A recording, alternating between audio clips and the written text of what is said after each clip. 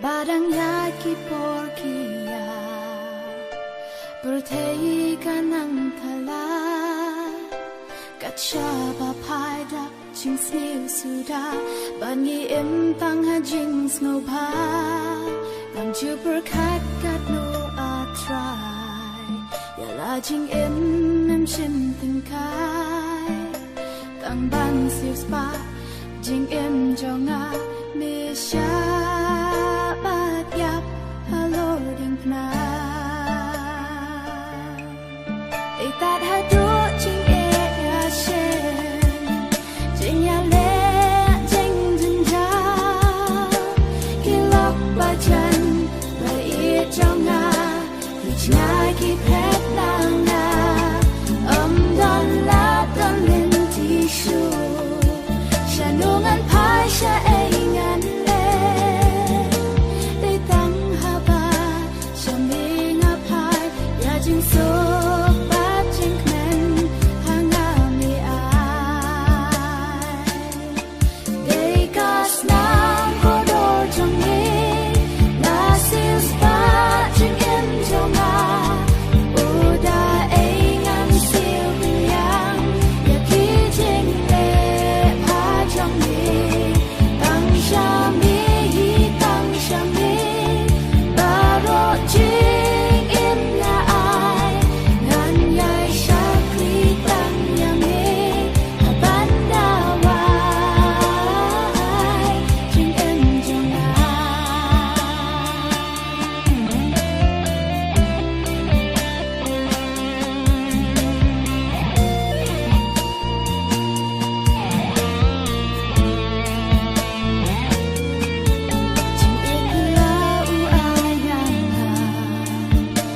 Jing i ba shisha They tang ha u na shen ya ka benda tang da jing kmen Wat hap deng ki jing pen ju Ki jing e ba bun ru kong Na tip u try un lam ya nga ngan shu shan ya tang ha u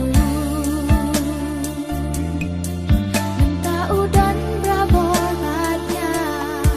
Jing sopa krau u ai hanga Daka jing i Jong u hi jing so Na shen mana kasni They gas nam ko do jong u